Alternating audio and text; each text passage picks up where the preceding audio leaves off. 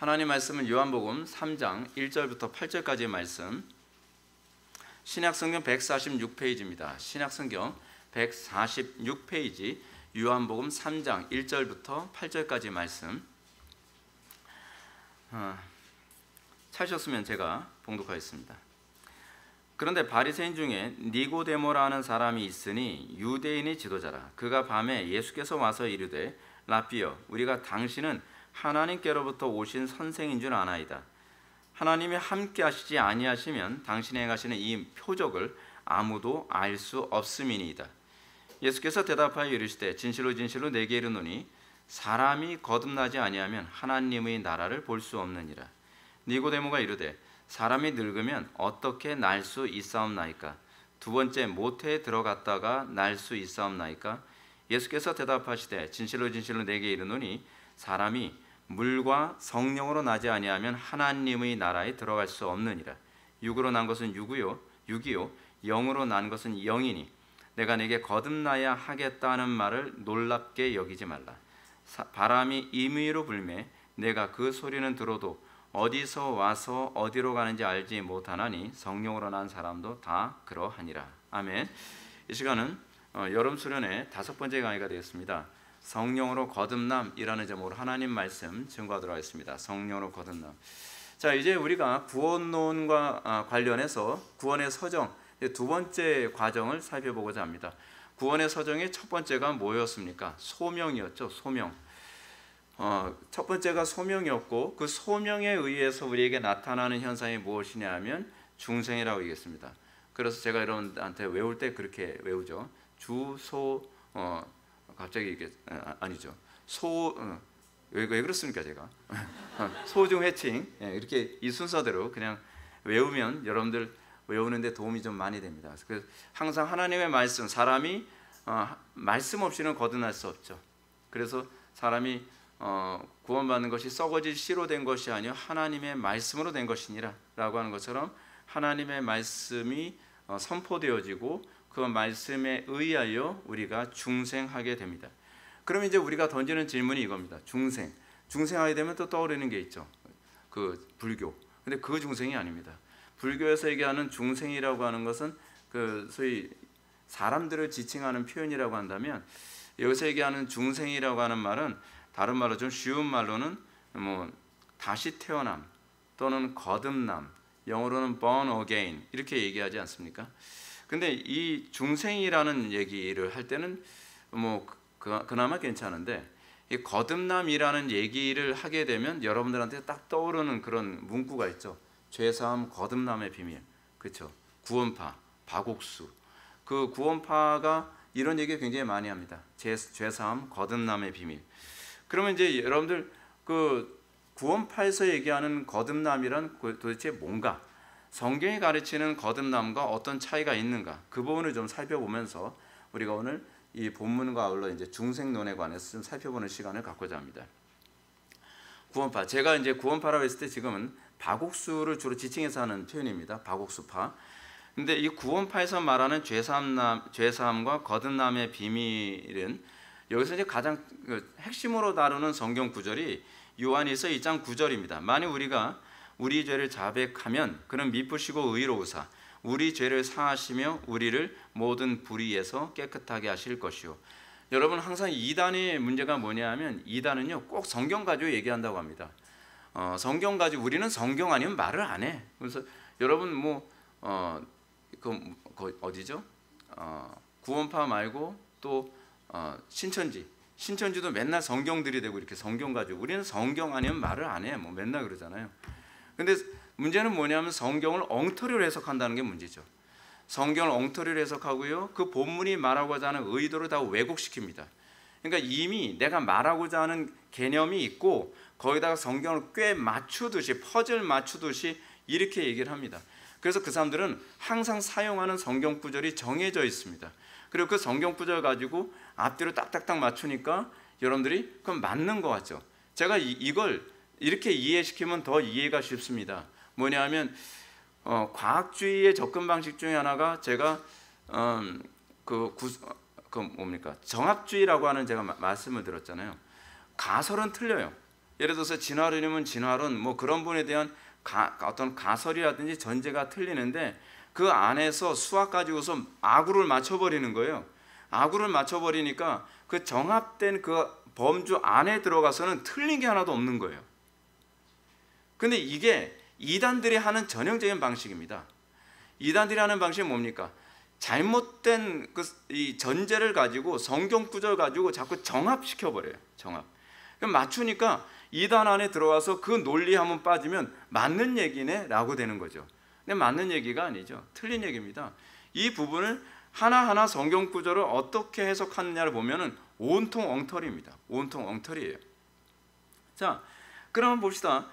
요한일서 1장 9절. 만일 우리가 우리 죄를 자박하면 그는 미쁘시고 의로우사 우리 죄를 사하시며 우리를 모든 불의에서 깨끗하게 하실 것이요. 여기서 죄라고 하는 말부터 한번 봅시다. 여기서 이 바국스파에서 얘기하는 죄라고 하는 부분은요, 도둑질하고 거짓말하고 살인하고 간음하는 것을 말하는 것이 아니라고 합니다. 바국스 목사는 이 부분과 관련해서 엉뚱한 성경 구절로 또 끌어당겨서 이 부분을 정합시켜 버리죠. 어떻게 해요? 시편 51편 5절 말씀, 다윗의 기도를 인용합니다. 거듭나는 사람이 자백해야 될 죄란 자신이 어렸을 때서부터 죄인으로 출생했다는 것을 고백하는 거라고 얘기하는 거예요. 다윗이 이렇게 얘기했죠. 시편 51편에서 우리아의 아내 밧세바를 범한 이후에 하나님께 회개하는 기도를 이렇게 합니다. 내가 죄악중에 출생하였으며 어머니가 죄 중에서 나를 잉태하였나이다. 바국스는 이렇게 얘기합니다. 자, 봐라, 내가 죄 중에 잉태하였다. 내가 죄악 중에 출생하였다. 이거 인정하는 거, 내가 죄인이라고 인정하는 거, 이것이 내가 구원받는 죄사함 거듭남의 비밀이다라고 얘기하는 거죠. 비약입니다. 비약입니다. 성경 구절 아주 엉터리로 조합을 한 겁니다. 그래서 시편 52편 5절 말씀처럼 이렇게 고백하는 거. 나는 태어날 때서부터 죄인으로 출생했기 때문에 이럴 수밖에 없어 라고 하는 거. 이거 인정하게 되면 그럼 이런 뭐예요? 아, 당신 거듭났다, 뭐 이렇게 얘기를 하는 거죠. 그래서 구원파에 빠진 사람들이 주로 하는 얘기가 있습니다. 이런 얘기 많이 해요. 우리는 이럴 수밖에 없는 사람이에요. 그거 인정을 하는데 문제는 뭐예요? 안 바꿔요. 바꾸려고 하질 않아요. 그냥 내가 죄인이라고 하는 걸 인정하고 내가 죄인이라는 것을 깨달았다는 것이 내가 구원받았다는 것을 입증하는 것이라고 생각하는 거죠. 여러분들 팀 모임 때도 여러분들이 조심해야 되는 게 이겁니다. 팀 모임 얘기하면서 여러분들의 불경건함에 관해서 여러분들이 인정하는 건 좋아요. 근데 인정하는 것으로 만족하고 내가 인정하고 내가 죄인이라는 걸 깨달았으니까 이것을 신앙이라고 생각하면 그게 구원파적 사고방식이에요. 근데 우리는 여기서 대단한 자기의의를 느낀다니까요. 그래서 대단한 희열 같은 걸 느껴요. 근데 이 본문이 얼마나 자의적이고 엉터리 해석이냐 하면 이 바국수가 얘기하는 것처럼 만약 우리가 우리 죄를 자백하면 했을 때 이 죄가 뭐냐 하면 추상명사로서의 죄가 아니라 이 복수형으로 개별적인 죄를 얘기하는 죄입니다. 그래서 이 단어를 영어 성경으로 보게 되면 죄들이요, sins라고 되어 있어요. 그래서 죄들이죠. 자신의 죄인된 본성과 신분에 대한 가르침이 아니라 개별적인 죄를 하나님 앞에 자백하면 하나님은 날마다 우리가 범하는 죄에 대해서 용서해 주신다라고 하는 본문이지, 내가 죄인이라고 하는 것, 내가 죄성을 가진 존재라는 것을 인정하는 것을 의미하는 표현이 아니에요. 더군다나 이제 시편 51편에 얘기하는 다윗이 이 표현을 한 말을 보게 되면 사실은 이미 다윗이 거듭난 걸 전제로 하고 있는 본문입니다. 다윗이 이미 거듭났고요, 중생한 상태에서 자기가 우리아의 아내 밧세바를 범한 것을 참여하면서 자기 자신이 정말 이 죄에서 벗어나기를 열망하는 그 문맥 하에서 나온 구절입니다. 그러면서 내 죄의 특징이 어디서 나왔는가? 나의 죄악된 본성, 거기서 나온 것이다 라고 하는 것을 인정하게 되는 것. 나는 거듭난 존재이지만 끔찍한 범죄가 하나님과의 관계를 멀어지게 만들었다라고 하는 것을 인정하는 그런 본문입니다. 그러면서 뭐라고 얘기합니까? 나를 이미 거듭났기 때문에 나를 주님 앞에서 쫓아내지 마시며 주의 성령을 내게서 거두지 마옵소서. 주의 구원의 즐거움을 내게 회복시켜 주시고 자원하는 심령을 주사 나를 붙드소서. 그죠? 이미 거듭났다는 것이 전제되어진 고백입니다. 이걸 고백했기 때문에 거듭나는 것이 아닙니다. 그러니까 얼마나 구원파 같은 이단에서 하나님의 말씀을 교묘하게 왜곡해가지고서 자기네들이 의도하는 바를 정당화시키는 데에 성경을 사용하는지 모릅니다. 무엇보다 이제 구원파의 심각한 문제는요, 이 구원파가 영지주의라는 데 있습니다. 사람들이 제가 이제 세계관 강의할 때 영지주의 얘기하면 도대체 영지주의가 뭔가요? 이제 이런 부분을 다 외부 교인들은 좀 어려워하더라고요. 근데 영지주의 말 그대로 쉽습니다. 영적인 지식을 추구하는 철학적 사고 방식이에요. 근데 이 영지주의가 플라톤주의에서 나옵니다. 플라톤주의에서 나오는데 플라톤도 사실은 구원론을 얘기하거든요. 그러니까 플라톤은 철학이라고 생각하는데 사실은 종교에 더 가깝습니다. 그래서 플라톤의 철학을 공부하다 보면은 창조주에 관한 언급도 나오고, 그리고 그것과 관련해서 창조주와 관련하여 선을 규정하는 개념도 나옵니다. 그러니까 플라톤이 얘기하는 창조주는 데미우르고스죠. 데미우르고스. 근데 이 데미우르고스에 의해서 선이 규정되는 것이 아니라 데미우르고스는 선을 추구하는 차원에서 또 다른 개념입니다. 뭐 나중에 제가 얘기할 게 있으면 또 얘기할게요. 근데 플라톤주의에서는 어떤 사람이 그러면 구원을 받느냐? 내 속에 영적인 지식이 있다는 것을 아는 사람이 구원을 받는다는 거예요. 그 영적인 지식은 무엇이냐? 철학적 지식이죠. 그래서 내 속에 이제 플라톤이 이렇게 생각하는 겁니다. 사람들이 이 땅에 태어났을 때 어떤 사람은 그 마음속에 철학의 조각이 있는 사람이 있고, 어떤 사람은 철학의 조각이 없는 사람이 있다는 거예요. 그런데 자기 속에 있는 철학의 조각, 그러니까 지혜의 조각이 있다는 것을 깨닫게 된 각성하게 되어진 사람이 구원을 받는 것이다 라고 이렇게 생각을 하는 겁니다. 그게 이제 플라톤주의에서 구원을 이해하는 방식이거든요. 그래서 이것이 일종의 뭐예요? 비밀이죠. 비밀이에요. 그래서 영적 비밀을 자꾸 얘기를 합니다. 그래서 박옥수가 얘기하는 게 뭡니까? 이것을 깨닫는 게 비밀이다. 내가 죄인이라는 것을 깨닫는 것. 그래서 죄사함 거듭남의 비밀이라는 얘기를 하는 거예요. 이 비밀이라는 말을 할 때는 이미 영지주의가 내포되어진 표현이죠. 그래서 이런 영적 지식, 내가 죄인이라는 것을 깨닫는 각성되어진 이 지식이 있는 사람만이 구원을 받는 것이다. 플라톤이 이제 이걸 파이돈에서 언급을 했습니다. 근데 이 플라톤주의의 이 개념이 그대로 종교화되어진 것 중에 하나가 뭡니까? 그게 바로 불교죠. 그래서 불교는 어떤 종교라고 얘기합니까? 깨달음의 종교라고 얘기하죠. 깨달으면 내가 구원을 받는 거예요. 깨달으면 내가 해탈 열반에 도달할 수 있는 거죠. 그래서 깨달음이 구원의 조건이라고 얘기하는 겁니다. 근데 문제가 뭐냐면 이런 식으로 가르친 유명한 목사님이 있습니다. 제가 실명 거론하지는 않겠어요. 근데 그 유명한 목사님이 항상 하는 얘기가 뭐냐면 내가 죄인임을 깨닫는 거 그게 구원이고 내가 죄인임을 깨닫는 거 그게 성화야 라고 얘기하는 거죠. 그래서 제가 그 교회 다니는 어떤 성도한테 얘기 들어봤더니 그러는 거예요. 자기 와이프를 구타를 하는데 구타하는 와이프가 아니 당신은 교회에서 이렇게 배웠냐 그랬더니 그 남자가 하는 얘기가 그런 거죠. 그래 내가 죄인이란 건 깨닫게 된 거 이게 구원이고 이게 성화라고 난 배웠어 라고 얘기하는 거죠. 근데 이게 영지주의예요. 이게 영지주의. 근데 그분이 실제로 영지주의자였어요.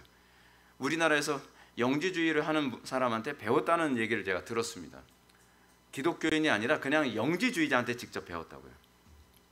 근데 문제는 뭐냐면 우리가 이런 영지주의적 성향이 많이 있습니다. 그래서 여러분들 우리 개혁파 안에서도요 자꾸 이런 성향이 많이 나타나는데 자기 삶이 잘 안 변하고 뭐가 구원의 확신이 좀 없는 것 같으면 자꾸 지식을 더 많이 추구해요.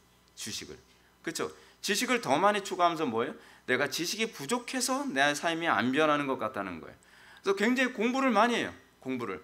근데 공부 많이 하지 말란 얘기가 아니에요. 근데 지식이 여러분들을 구원을 주지 않는다는 걸 아셔야 된다는 거예요. 지식이 여러분들을 구원을 줄 것이라고 생각할 때 이미 여러분들은 지식주의자가 아니라 영지주의자가 되는 겁니다. 영지주의. 아무튼 구원파에는 이런 것이 중생, 다시 말해서 거듭남의 비밀이라고 가르쳤습니다. 그러면 성경은 과연 중생을 그런 식으로 가르치는가? 자, 오늘 보면은 그 유명한 니고데모가 예수님을 밤에 몰래 찾아간 사건을 기록하고 있습니다. 그러면 니고데모가 어떤 사람입니까? 1절 보면 이렇게 언급하고 있습니다. 바리새인이요 유대인의 지도자라고 얘기합니다. 바리새인이요 유대인의 지도자. 그렇다고 한다면 이 사람은 어떤 사람인가? 이 사람은요 그 시체에 예수님께서 이제 돌아가셨을 때에 그 시체에 모략과 침향을 섞은 것으로 바르게 무덤을 찾아간 사람이기도 합니다.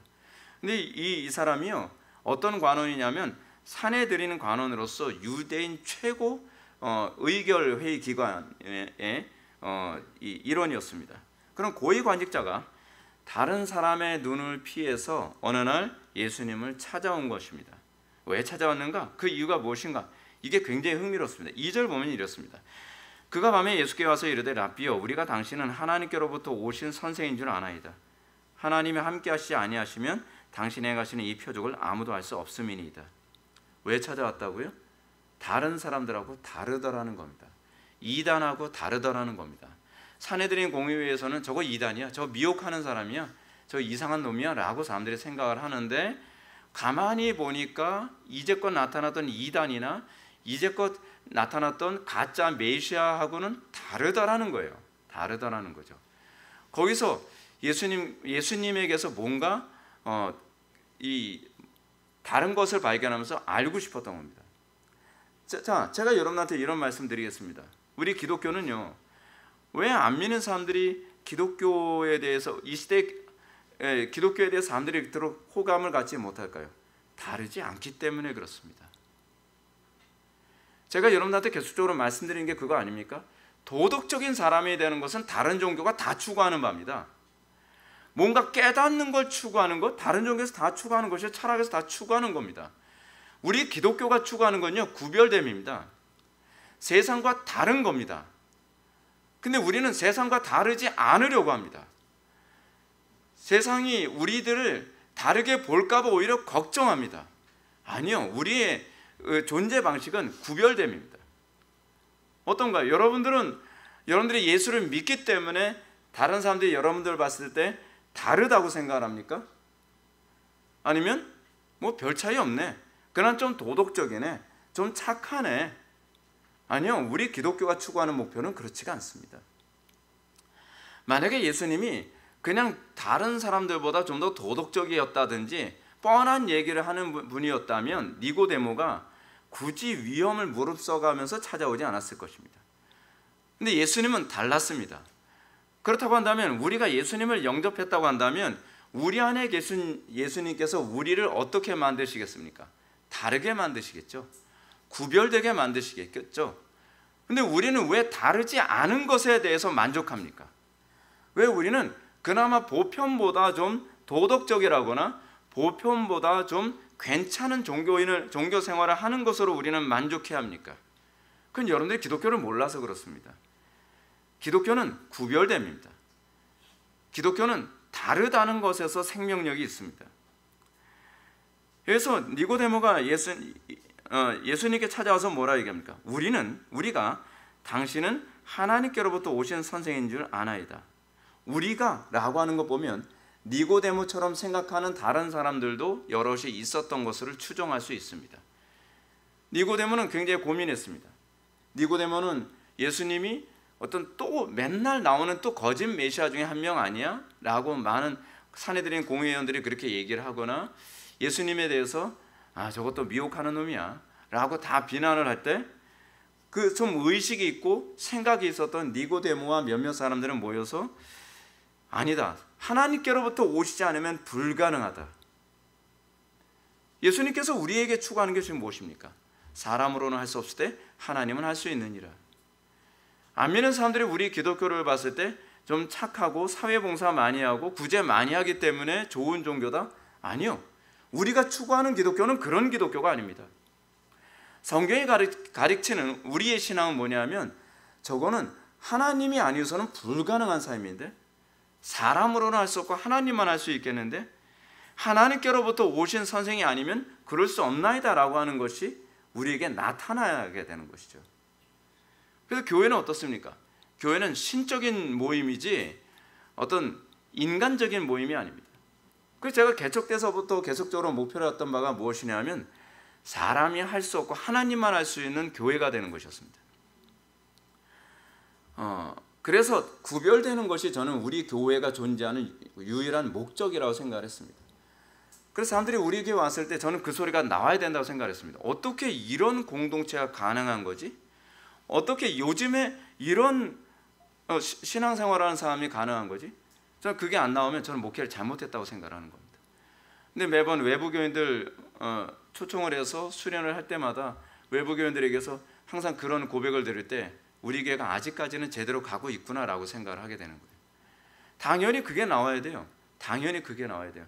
세상은 불가능하지만 교회는 가능하구나라고 하는 거. 아니, 세상이 불가능하기 때문에 우리도 불가능하면 때려쳐야죠. 그걸 어떻게 신적인 모임이라고 할 수 있습니까? 우리는 세상이 불가능하지만 하나님은 할 수 있다는 것을 인정할 때 거기에 구별됨과 거기에 탁월함이라는 것이 있는 것이죠. 여러분들 각자가 신앙을 거기에 초점을 맞춰야만 합니다. 이 정도면 그래도 나 예수 좀 믿는 거 아닌가요? 여러분들 그렇게 신앙생활을 하려면요, 여러분들 평생 가도 주님 못 만납니다. 평생 가도 진리가 뭔지 모릅니다. 그냥 이 정도면이 아니에요. 저 사람 속에 예수가 있지 않는 한 불가능하구나 라고 하는 그런 삶의 모습, 그런 그리스도의 향기, 이것에 여러분들 초점을 맞추지 않는다고 한다면 여러분들 교회 열심히 다니고 나서 나중에 죽을 때 난 주님이 누군지 잘 모르겠더라고요, 이런 소리 나오게 되는 겁니다. 긴장하셔야 됩니다. 긴장하셔야 됩니다. 자, 여기서 니고데모가 이렇게 판단한 이유가 뭡니까? 근거가 뭡니까? 그의 말에 의하면 하나님이 함께하지 아니하시면 당신이 행하시는 이 표적을 아무도 행할 수 없음이니이다. 하나님이 함께 하실 때만 가능한 그 표적이 나타났다는 거죠. 사람들이 얘기합니다. 그건 예수님이니까 가능하지. 아니요. 우리 속에 들어오신 성령님이 그리스도의 영이라니까요.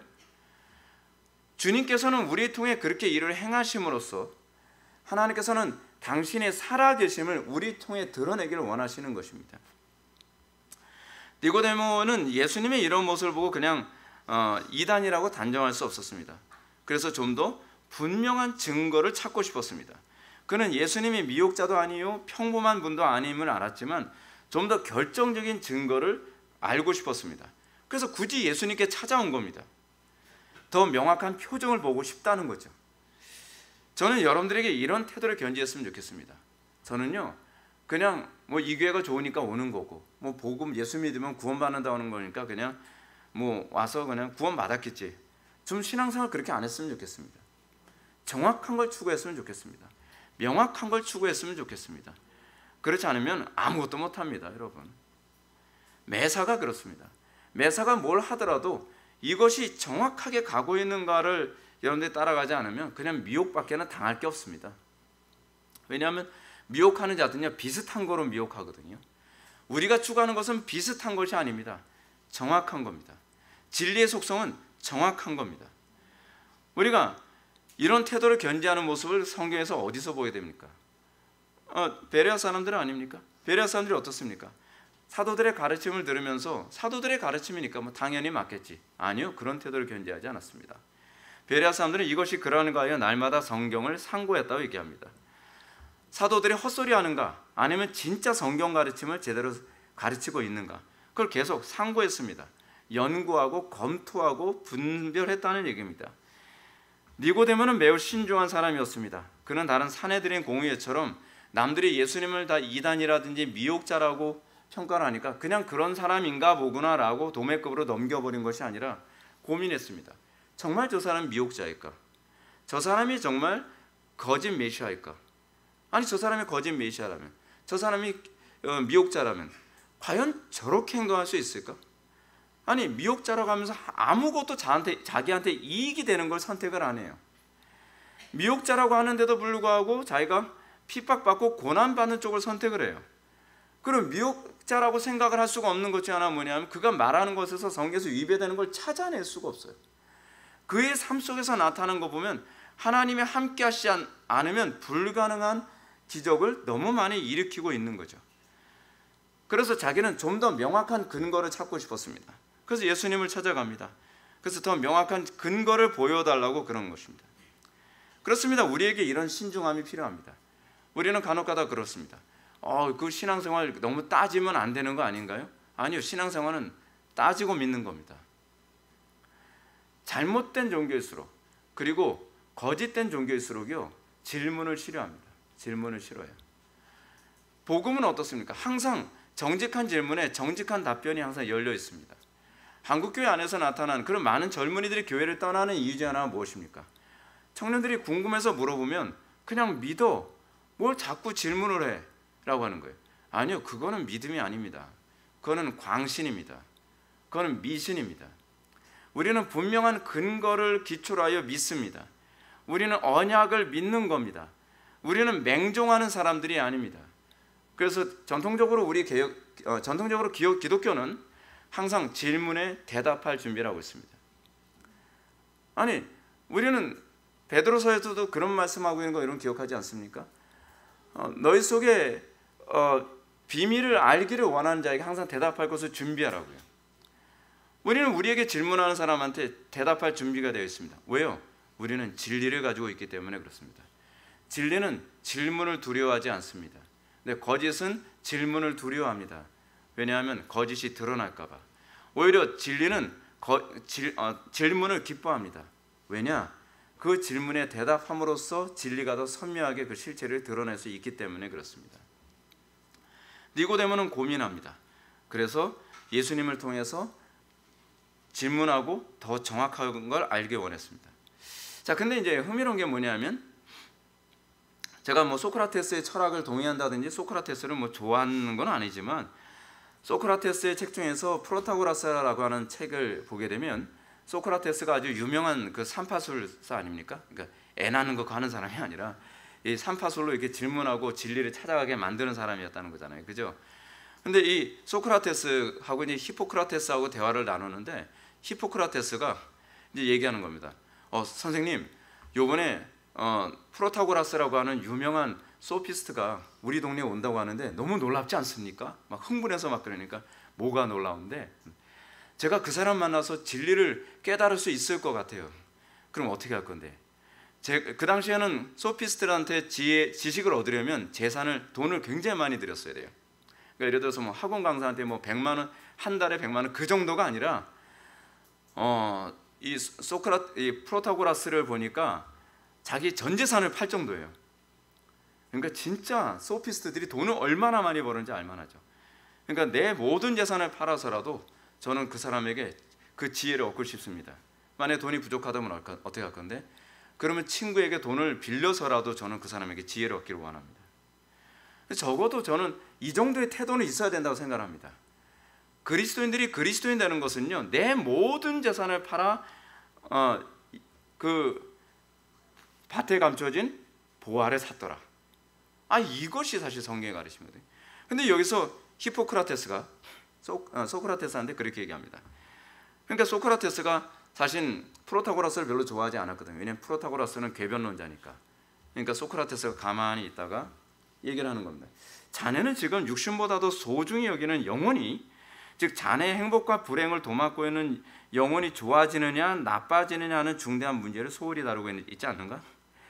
가장 소중한 것을 이 위험한 도박에 걸지 않도록 유의하지 않겠나? 더구나 학식을 사들일 경우에는 음식물을 사들이는 경우보다 훨씬 더 위험하다는 것을 모르나 돈을 지불하고 학문을 배우는 순간 학문은 영혼 속으로 들어가 자리를 잡는다네. 아주 적절한 얘기죠. 여러분들, 우리는 학교에서 아무거나 잡탱이로 막 배웁니다. 그것이 여러분들의 영혼을 어떻게 파괴시킬 것인지 여러분들은 고민합니까? 여러분들 책 하나하나를 선택하더라도 그 책이 여러분들의 영혼을 살릴 것인가, 여러분들의 영혼을 심각하게 파괴할 것인가를 고민합니까? 고민 안 한단 말이에요. 굉장히 경솔하죠. 소크라테스가 지적하는 이 부분에 대해서는 저는 100% 공감합니다. 100%. 그렇게 엄청난 재산을 들어가면서 프로타고라스한테 지식을 배워서 네 영혼이 어떻게 될 거라고 하는 것에 대해서 너는 심각하게 고민해 봤나? 그럴 만한 가치가 있다고 생각하니? 라고 얘기를 하는 거예요. 그러니까 소크라테스가 히포크라테스와 같이 가지고서 프로타고라스 만나가지고, 프로타고라스는 노인이고 그 당시 소크라테스는 젊은 청년, 좀 나이가 좀 젊은 상태였는데 그 어르신을 완전 죽사발을 만들고 나오는 내용이 이 프로타고라스입니다. 보면서도 너무하네 소크라테스가 이 어르신한테. 근데 너무 논리적으로 반박을 잘하니까 프로타고라스가 자기 궤변이 다 무너집니다. 그냥 재미는 있어요. 재미삼아서 한번 읽어봐도 뭐 나쁘진 않을 것 같은데 그냥 읽지 않는 게 좋아요. 왜냐하면 여러분들의 영혼을 사랑한다면. 하여간 저는 개인적으로 플라톤의 철학에 크게 동의하지 않지만 그의 이런 지적은 아주 공감을 합니다. 우리는 철학을 하는 사람보다 더 신중해야만 합니다. 아니, 철학하는 사람도 이렇게 신중해야 된다고 얘기를 하는데 하물며 진리를 추구한다고 하는 기독교인들이 이 사람들보다 신중하지 않다면 되겠냔 말이에요. 근데 저는 한국교회 안에 이런 일이 일반화되어진 모습이 막 속이 부글부글 끓습니다. 부글부글 끓어요. 제가 여러분한테 이런 책을 읽도록 권하지 않는 이유는 뭐냐면 저는 억지로 읽어요.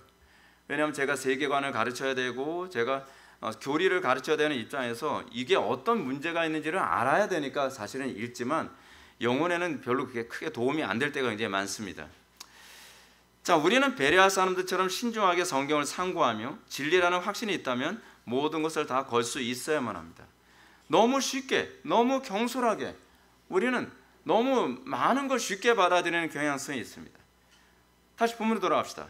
니고데모와 예수님과의 대화를 보겠습니다. 예수님은 니고데모가 자신이 참 메시아인지 확인하고 싶어서 온 것이라는 사실을 한 번에 알 수 있었습니다.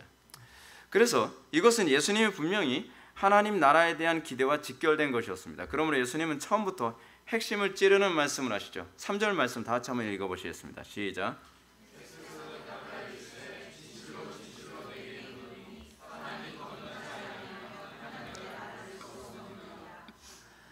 진리를 알기 원하니? 라고 얘기하는 거죠. 진리를 보기 원하니? 근데 예수님이 그렇게 말씀하시는 겁니다. 거듭나지 않으면 안 보여. 문제가 이겁니다. 우리는 맹인입니다. 우리는 전적으로 타락했습니다. 근데 우리는 우리의 이성으로 진리를 알 수 있을 거라고 생각을 합니다. 근데 예수님께서는 이성으로 진리를 알 수 있는 것이 아니라고 얘기를 합니다. 그렇다고 해서 이성을 무조건 무시하는 얘기가 아닙니다. 우리가 진리를 이해하는 데서 이성은 반드시 필요합니다. 그러나 그 이성은 거듭난 이성이어야만 합니다. 그 이성은 조명된 이성일 때라야만 제정신을 차리는 겁니다. 마치 우리 이성은, 이건 적절한 표현은 아닙니다. 근데 이해에 도움을 드리기 위해서 제가 말씀드리는 겁니다. 마치 우리의 이성은 술 취한 것과 같습니다. 마치 우리의 이성은 마약에 찌들어 있는 것과 같습니다. 사물을 보고 인식은 할 수 있는데 올바로 해석이 도무지 안 되는 겁니다. 그것이 우리가 가지고 있는 이성의 문제입니다. 그럼 올바로 사물을 해석하려면 어떻게 해야 됩니까? 정신을 깨야죠. 그렇죠? 정신이 차려져야 되는 겁니다. 정신 차리고 나면 뭐라니까? 내가 무슨 짓을 했지? 그런 거죠. 우리가 예수를 믿기 전에, 우리가 성령으로 거듭나기 전에 우리의 이성은 이것도 나름대로 괜찮고 아름답고 뭐 어쩌고저쩌고 이렇게 얘기를 합니다. 근데 우리가 성령의 조명을 받고 정신을 차리고 나면 내가 어떻게 과거 이것을 아름답다고 봤지? 내가 어떻게 이것이 타당하다고 봤지? 내가 이것이 어떻게 정당하다고 생각을 했지라고 하는 자기 자신에 대해서 경악을 하게 되죠. 예수님께서 말씀하신 게 그거 아닙니까? 먼저 거듭나야 돼. 거듭나지 않으면 하나님의 나라를 볼 수 없어 라고 얘기하는 거죠. 예수님 자신이 하나님의 나라를 건설하게 될 구약에 예언된 메시아인지 확인하고 싶어서 왔다고 하는 그 사람에게 내가 메시아인지 아닌지 알려면 이성이 아니라 거듭나야 돼 라고 얘기를 하는 것이죠. 그것은 예수님이 하나님 나라를 건설하러 오신 메시아이면서 동시에 예수님 자신이 하나님 나라이기 때문에 그렇습니다. 그래서 거듭나지 않으면 하나님의 나라를 볼 수 없느니라고 얘기하는 거죠. 여기서 우리가 이제 두 단어를 우리 집중해야 됩니다. 첫째 거듭남이고 둘째는 보다입니다. 이 거듭남이라고 하는 단어는 헬라어로 게네테 아노텐이라고 하는 그 헬라어를 사용하거든요. 뭐 땐이라고도 발음하고 이게 번데기 발음이라서 땐이라고 했는데 대부분 덴이라고 합니다. 게네데 아노덴. 근데 이 말은 다시 태어난다라고 하는 의미를 가지고 있거든요. 또는 위로부터 태어난다. 그래서 born again이라고도 이렇게 얘기를 하고요. 그리고 위에서부터 다시 태어난다는 차원에서 새로운 창조의 개념으로도 이해를 합니다. 근데 이 단어가 그냥 두 가지로 해석이 가능해요. 그래서 두 가지 동시에 우리 머릿속에 이해를 하고 있어야 돼요. 두 번째 단어는 보다라는 거거든요. 보다. 거듭나지 않으면 하나님의 나라를 볼 수 없느니라. 근데 여기서 보다에 해당하는 이 에이돈이라고 하는 단어는 그냥 눈으로 본다고 하는 얘기가 아니라 참여한다, 또는 경험한다라는 얘기입니다. 거듭나지 아니하고선 하나님 나라에 참여할 수 없는 겁니다. 거듭나지 않고서는 하나님 나라를 경험할 수가 없는 겁니다. 그렇지 않습니까? 제가 목회하면서 매번 놀라운 게 뭐냐면 하나님의 임재가 막 충만하게 임하는 가운데서도 무감각한 사람이 있는 거 보면서 참 놀랍습니다. 왜요? 거듭나지 않고서는 우리는 감각할 수가 없는 것이 하나님의 나라이기 때문에 그렇습니다. 거듭나지 않은 상태에서 이성으로 아무리 알려고 해도 알 수가 없습니다. 그래서 고린도전서에서 바울이 이렇게 얘기하지 않습니까? 육에 속한 사람은 하나님의 성령의 일들을 받지 아니하나니 이는 그것들이 그에게는 어리석게 보이며 또 그는 그것들을 알 수 없나니 그러한 이들은 영적으로라야 분별되기 때문이라 라고 얘기합니다. 그냥 어리석게 보입니다. 미련하게 보입니다. 그리고 걸림돌로 보입니다. 그 대표적인 게 십자가 아닙니까? 십자가. 십자가에 대해서 헬라인들은 미련하게 보이는 거라고 그랬고 유대인들에게는 걸림돌이 됐다고 얘기하겠죠. 여러분들에게 있어 십자가는 걸림돌입니까? 아니면 미련해 보이는 겁니까? 아니면 여러분들에게 있어 십자가는 그 무엇과도 바꿀 수 없는 그 영광이라고 여러분들 생각합니까? 사도 바울이 거듭나고 난 이후에 십자가에 대한 그의 가장 정확한 입장은 이거였습니다. 모든 것을 배설물로 여기고 십자가 외에는 자랑할 것이 없다는 겁니다. 십자가가 나의 자랑처럼 여겨지는 것은 거듭나지 않고선 보이지가 않습니다. 그래서 사도 바울은 내가 거듭났는가 거듭났지 않았는가를 보는 가장 중요한 시금석 중에 하나를 어떤 것으로 보냐면 십자가에 대한 나의 반응입니다. 십자가에 대한 나의 인식입니다. 이런 예수님의 가르침을 니고데모는 굉장히 당황스럽게 받아들였습니다. 왜냐하면 이 땅에 이미 태어난 사람은 결코 두 번째로 다시 모태에 들어갈 수 없기 때문입니다. 이런 의문을 니고데모가 언급하자 예수님은 5절부터 7절 말씀을 통해서 이렇게 중생의 의미를 설명하십니다. 예수께서 대답하실 때 진실로 진실로 내게 이르노니 사람이 물과 성령으로 나지 아니하면 하나님 나라에 들어갈 수 없느니라. 육으로 난 것은 육이요 영으로 난 것은 영이니 내가 내게 거듭나야 하겠다는 말을 놀랍게 여기지 말라. 그래서 우리가 먼저 이해해야 될 부분은 물과 성령으로 나지 아니하면 이라고 하는 부분입니다. 그럼 이 물은 무엇이고 성령은 무엇인가? 이 의견이 굉장히 많이 분분합니다. 근데 안토니 후쿠마 교수가 이걸 이렇게 우리에게 얘기합니다. 그래서 물은 구약에서 종종 그랬듯이 내면적 정결케 함을 상징하는 것으로 이해해야 하며 성령으로 태어나다라는 표현은 이러한 새로운 출생의 신적 집행자가 바로 성령님임을 가리키는 것이다 라고 얘기하는 거죠. 그럼 여기서 이제 안토니 후쿠마 교수의 해석을 저는 동의하거든요. 그렇다고 한다면 이렇게 이해할 수 있죠. 중생이란 내면적 정결함을 받는 것이며 그리고 이것이 사람의 교육으로 정결함을 받는 것이 아니라 성령님에 의해서 정결함을 받는다는 겁니다. 근데 우리는 자꾸 이게 교육으로 가능할 거라 자꾸 생각합니다. 자꾸 가르치면 교육으로 이 교육으로 하게 되면 이게 자꾸 영지주의 쪽으로 자꾸 흘러가거든요. 교육이 필요 없다는 것이 아니라 교육이 우리를 거듭나게 못하게 한다는 얘기입니다. 교육이 전능하지 않아요. 우리를 거듭나게 하는 것은 성령님이시고 그 성령님이 거듭나게 한다는 것이 의미하는 바는 무엇이냐면 내면적 정결함을 준다는 얘기입니다. 근데 거듭났다고 하는데 내면적 정결함이 없잖아요. 요즘 보게 되면 영접기도 했다고 하는데 내면적 정결함이 없습니다. 하나님 말씀을 가감하고 자기 방식대로 받아들이고 하나님 말씀 들으면서도 하나님 앞에 순수하게 반응하지 않습니다. 그러면 내면적 정결함이라는 게 구체적으로는 뭐겠습니까? 구약은 홍해 바다를 통과함으로 묘사합니다. 구약에서 이스라엘 백성들은 애굽에서 노예로 해방되기 위해서 어떻게 해요? 홍해 바다를 건넜습니다. 홍해 바다를 건넜는데 이스라엘 백성들은 건너고 애굽 사람들은 다 죽었죠. 이 부분에 관해서 고린도전서 10장에서는 이것을 세례로 표현합니다.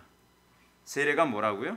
세례라고 하는 것은 우리가 옛적 삶은 장사 지내고 새로운 피조물이 되었다는 것을 얘기합니다. 우리의 정과 욕을 십자가에 못 박았느니라. 바울이 로마서에서 했던 얘기 아닙니까? 우리가 정결케 되었다는 것은 옛사람이 장사된 겁니다. 옛사람이 장사되지 않고 여전히 옛사람이 살아있으면서 내가 구원받았다라고 얘기하면 곤란한 거죠. 그러면 옛사람이 장사됐다는 것이 의미하는 바가 무엇인가? 안목이 변화됐다는 겁니다. 그리고 인생의 목표가 달라졌다는 겁니다. 삶의 방식이 달라진 겁니다. 삶의 즐거움이 달라졌습니다. 행복의 방식이 달라졌습니다. 인생의 목적이 달라진 겁니다. 여러분, 이게 바로 정결케 된 겁니다. 근데 여러분들 예수 믿고 나서 인생의 목적 달라졌습니까? 라이프 스타일 달라졌습니까? 삶의 목적이 달라졌습니까? 옛적 습관 그대로 다 있고 여전히 옛것이 즐겁지 않습니까? 삶의 목적이 여전히 세상적이에요. 그러니까 회개를 안 하죠. 회개를요. 그리고 회개를 외치면 불편하죠. 왜냐하면 이게 좋은데 난 더 하나님하고 친해지고 싶지 않는데 그냥 천당만 갈 수 있는 근거만 있으면 되는 거예요. 근데 그건 아니에요, 여러분. 여러분들이 정결함을 받았다고 한다면 더 그리스도를 사모하게 되고 더 그리스도를 추구하는 것이 내 인생의 목적이 돼야 되는 거거든요. 근데 삶의 목적이 전혀 달라지지 않았어요. 그냥 좀 더 종교적이라거나 좀 더 도덕적이라거나 좀 더 어떤 이 다른 사람들한테 인정받는 사람이 되면 된다는 생각이죠. 여러분, 중생이란 자신이 본래 죄인임을 알고 그것을 인정하는 것 그 정도가 아닙니다. 중생이란 결코 그런 게 아니에요. 중생의 핵심은 죄와 사망으로부터 해방되는 겁니다. 그러니까 예를 든다면 이거예요. 나는 게으름이 너무 진절머리가 나. 근데 중생하고 난 다음에 이거로부터 해방되는 거예요. 내가 이기려고 해서 이겨진 것이 아니라 그리스도를 사랑함으로 말미암아 되어진 거예요. 예를 들어서 여러분 또 이런 거 있지 않습니까? 내가 꾸준히 무엇인가 하려고 하는데 나는 안 돼요. 내가 하나님 말씀대로 이거 살려고 하는데 안 돼요. 근데 내가 하나님의 율법을 지키는 것이 예전에는 억지로 하려고 했는데 이제는 이것이 즐거워서 되어지는 거예요. 즐거워서. 그것이 자유함입니다. 여러분들이 하나님을 사랑하는 것 때문에 이런 거로부터 자유케 되어지는 걸 여러분 느낍니까? 하나님을 사랑하는 것 때문에 난 미움으로부터 자유롭게 됐어요. 난 하나님을 사랑하는 것 때문에 게으름으로부터 자유롭게 됐어요. 나는 하나님을 사랑하는 것 때문에 나는 사치와 낭비벽으로부터 난 자유롭게 됐어요. 나는 하나님을 사랑하는 것 때문에 나는 세속적인 어떤 즐거움으로부터 자유롭게 됐어요. 그것에 대해서 여러분들이 끌리는 마음이 없다는 게 아닙니다. 우리는 거듭난 이후에도 여전히 우리는 게으른 게 좋습니다. 게으른 게 좋은데 하나님의 영광 위에 사는 게 더 좋기 때문에 게으름을 극복해야 되는 겁니다. 우리가 자유케 되어지는 개념이 그겁니다. 우리가 지혜롭게 되어지는 개념도 그렇습니다. 세상의 지혜보다 하나님의 지혜가 더 탁월하게 안목이 바뀌었기 때문에 그렇습니다. 제가 여러분들에게 중생의 증거가 있는지 없는지를 보는 건 그거로 봅니다. 하나님을 사랑하는 것에 어떻게 사랑하는 것인가를 얘기하는데 그게 너무 싫은 거예요. 난 이게 더 좋은 거예요. 그러면 이건 중생한 심령이 아니거든요. 내가 이것에서 벗어나는 건 이것을 버려야만 구원을 받기 때문이 아니라 이것이 하나님을 기쁘시게 해드리는 것이고 이것이 더 좋기 때문에 이것으로부터 멀어지게 된 거예요. 예를 한번 들어봅시다. 여러분들 예수 믿고 나서 우리는 술 친구, 담배 친구, 세속적인 친구들하고 멀어지는 이유는 뭡니까? 멀어져야 되기 때문이 아니라 거룩한 삶이 좋다 보니까 가까워지지가 않는 겁니다. 옛적 삶으로 내가 돌아갈 수 없는 것은 옛적 삶으로 돌아가면 지옥에 가기 때문이 아니라 옛적 삶에서 더 이상 매력을 못 느끼고 새롭게 거듭난 나의 삶에 더 큰 기쁨과 만족을 느끼기 때문에 나의 삶이 바뀌는 겁니다. 우리에게 그런 증거가 있냔 말이에요. 그런 증거 중에 하나는 뭐냐면 그쪽 열정에 불들려 있는 사람과 교통이 막 불처럼 일어나게 되는 겁니다. 자, 그러면 하나님께서 이렇게 죄인을 죄의 상태로부터 해방시키시고 새로운 피조물로 다시 창조하신 이유가 뭡니까? 예수님은 하나님 나라에 들어감이라고 얘기하죠. 하나님 나라에 들어가는 것에 대해서 그것을 히브리서 기자는 이미 믿는 우리들은 저 안식에 들어가는 도다라고 얘기합니다. 그렇습니다. 우리가 왜 구원을 받는가? 우리가 왜 거듭나야만 하는가? 하나님의 나라를 누리고 하나님의 나라를 확산시키기 위해서. 하나님의 나라는 어떤 나라예요? 안식의 나라죠. 나와 하나님과 화해한 관계로서 살아가고 그 화해한 관계를 확산시키는 거예요. 의무 아닙니다. 의무가 아닙니다. 반틀이 얘기하는 것처럼 선물로 주어지는 겁니다. 우리는 의무적으로 못합니다. 의무적으로요. 여러분 하나님과 화평한 삶? 그건 못합니다. 의무적으로 여러분 주변이 하나님과 화평한 삶을 살도록 건 못합니다. 여러분들이 거듭나면 그것이 여러분들을 하도록 만드는 본성이 되는 겁니다. 본성이 바뀌는 거예요. 본성이. 그럼 하나님은 왜 우리를 거듭나게 하셔야만 하는가? 그 이유는 옛 본성이 심판을 받아야 하기 때문입니다. 예수님이 십자가에 못 박혀 돌아가셨기 때문에 우리는 그냥 천국에 들어갈 수 있는 것이 아니에요. 이렇게 사람들이 자꾸 착각하는 게 이겁니다. 예수님께서 나를 위해서 십자가에 못 박혀 돌아가셨으니까 난 예수님만 믿으면 천당 가겠지. 예수님 믿으면 천당 가는 건 맞는데 그 개념은 아니에요. 예수님께서 이 십자가에 못 박혀 돌아가신 문제에 대해서 갈라디아서 2장 20절은 이렇게 얘기합니다. 우리는 그리스도와 함께 십자가에 못 박혀 죽은 겁니다. 죽어야 돼요. 근데 죽지 않고 그냥 구원받는 거라고 생각하는 거예요. 그래서 여러분들 중생이 쉽지가 않습니다. 중생이 왜 쉽지 않느냐? 여러분들 옛 삶이 죽는 걸 동반하기 때문에 그렇습니다. 여러분 옛 삶 회개 없이 중생이 없습니다. 회개란 무엇이냐? 우리의 정과역을 십자가에 못 박는 거거든요. 그럼 여러분들이 내가 못 박아야지. 여러분들이 못 박지 못합니다. 스님이 자기 머리 깎지 못하는 것처럼 우리 스스로 우리의 죄를 못 박을 수가 없어요. 자꾸 여러분들 이걸 자꾸 내가 해야 된다고 생각합니다. 골로새서 2장 12절 말씀처럼 우리는 세례로 그리스도와 함께 장사된 겁니다. 그리스도와 함께, 그리스도께서 우리의 정과역을 못 박아 죽게 하신 겁니다. 그리스도와 함께 죽은 것이지 그리스도만 죽은 것이 아닙니다. 그리스도와 함께 죽는 것을 내가 경험하는 겁니다. 그래서 우리는 죽는 게 내가 하는 것이 아니라 그리스도께서 하시는 겁니다. 성령께서 우리를 그리스도와 연합시켜 우리가 그리스도와 함께 죽는 겁니다. 중요한 점은 그리스도께서 죽으시지 않으셨다면 우리의 옛 본성이 죽어지지 않는다는 것입니다. 그래서 예수님이 죽으셨어야만 하는 거예요. 왜냐하면 우리가 죽어야 하기 때문에. 서로 그리스도 없이 우리 스스로의 수행과 노력으로 죽어진다고 해도 이것도 사태가 심각합니다. 나름대로 우리가 수행을 해가지고 내 본성 죽였다라고 생각을 하는데 문제는 그리스도와 함께 죽지 않으면 살아나지를 못해요. 부활이 없어요. 어떤 분은 자꾸 그러지 않습니까? 난 수행을 통해서, 나는 철학을 통해서, 나는 명상을 통해서 나는 이제 성품을 죽였다. 축하합니다. 그냥 아디오스. 다시는 못 돌아옵니다. 그리스도와 같이 죽었으면 그리스도와 함께 살아나는 건데 내 스스로 나를 죽이고 나면 그 다음엔 뭐로 살아나냔 말이에요. 그래서 그리스도의 죽으심이라는 교리가 중요한 겁니다. 내 힘으로 죽으면 그 다음엔 멸망뿐입니다. 성령께서는 우리를 그리스도와 함께 장사 지내시고 또 죽은 자들 가운데서 그를 일으키신 하나님의 역사를 믿음으로 말미암아 그와 함께 우리가 일으키심을 받는 겁니다. 이런 차원에서 봤을 때 믿음은 우리를 그리스도와 함께 부활시키는 일만 하시는 것이 아니라 믿음은 우리를 그리스도와 함께 장사 지내는 일을 먼저 선행하십니다. 안 죽으면 부활이 없습니다. 그래서 여러분들 예수 믿을 때 그리고 제 설교 들으면서 진짜 죽을 것 같이 괴로울 때가 많잖아요. 죽을 것 같이 하면 안 돼요. 돌아가셔야 됩니다. 죽고 나서 그 다음에 부활이 오는 겁니다. 그래서 저도 한편은 괴로워요.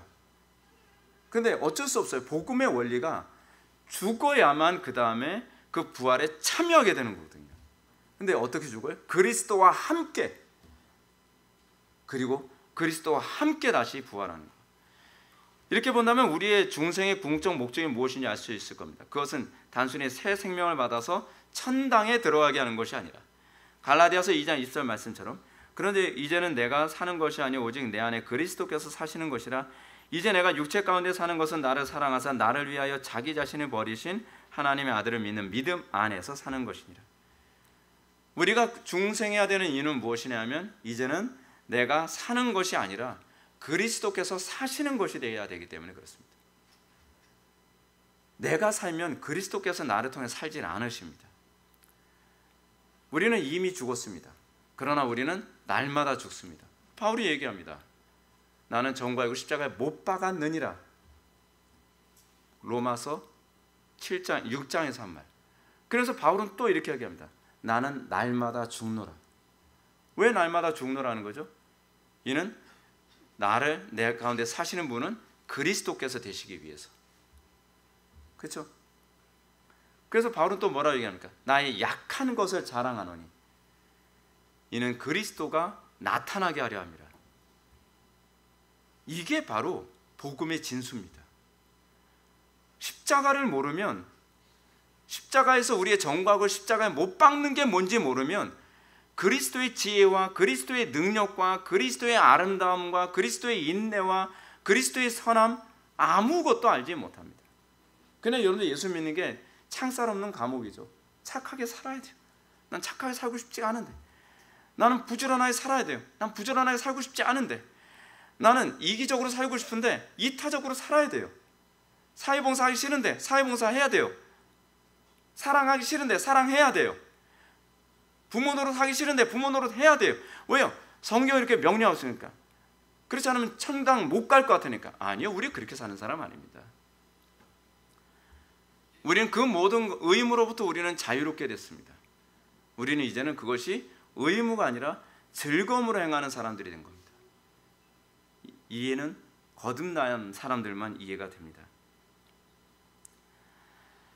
그래서 중생의 목적은 그리스도를 위하여 너희에게 은혜를 주신 것은 다만 그를 믿을 뿐 아니라 또는 그를 위하여 고난도 받게 하려 하심이라고 얘기하는 것입니다. 중생하지 않은 사람은 이런 가르침을 절대로 이해할 수 없습니다. 왜 그렇습니까? 제가 아까 말씀드렸던 것은 육에 속한 사람은 하나님의 성령을 받지 아니하나니 저에게 미련하게 보이며 또 깨닫지 못함이니라. 이러한 것들은 영적으로라야 분별함이니라. 그죠? 이런 차원에서 볼 때 중생은 안토니 우쿠마의 지적처럼 우리의 본성이 뿌리부터 변화된 겁니다. 뿌리부터 변화된 겁니다. 무엇보다도 중생은 새로운 마음을 부여받는 것입니다. 안목이 바뀌는 겁니다. 관점이 바뀌는 것, 그렇죠? 세계관이 바뀌는 것, 그 라이프 스타일이 바뀌는 것. 즐거움이 이제는 세상적인 것들이 즐거움이었다면 이제는 진리를 추구하고 거룩함을 추구하고 그리스도를 가까이 하는 것이 나의 즐거움이 되는 거예요. 그리스도를 더 많이 아는 것에 가지고 지긋지긋해, 머리 아파, 꼭 그렇게까지 살아야 되나?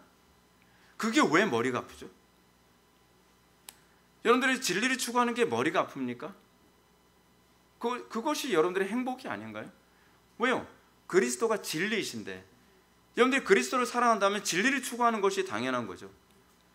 오늘날 기독교의 상당한 문제점이 하나가 뭐냐면 예수를 믿는다고 하는데 진리에 관심이 없어요. 아주 질리는 인간들이죠. 자기는 그런 믿음이 있대요. 근거가 뭔데? 진리를 사랑하지도 않으면서. 그렇잖아요. 진리를 우리는 마음을 다하고 뜻을 다하고 목숨을 다하고 힘을 다하고 지혜를 다해 사랑하게 된 존재예요. 거기서 나는 내가 구원받았다는 걸 알아요. 피상적이지 않아요. 그리고 우리는 새로운 마음을 받은 겁니다. 어떤 마음이죠? 그리스도의 마음입니다.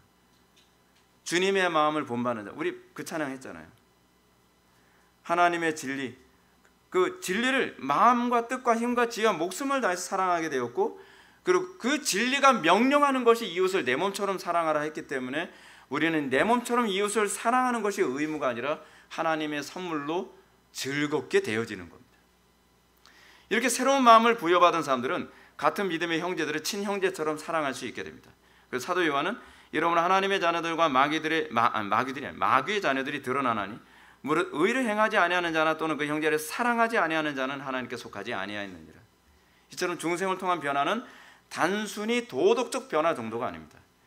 육에 속한 사람은 도무지 받을 수 없는 그런 사고의 변화와 본성의 변화와 행위의 변화가 나타나는 것입니다. 도무지 납득할 수 없는, 바울이 얘기하지 않습니까? 항상 기뻐하라. 쉬지 말고 기도하라. 범사에 감사하라. 이웃을 내 몸처럼 사랑하라. 말도 안 되는 소리. 미련하게 보이죠.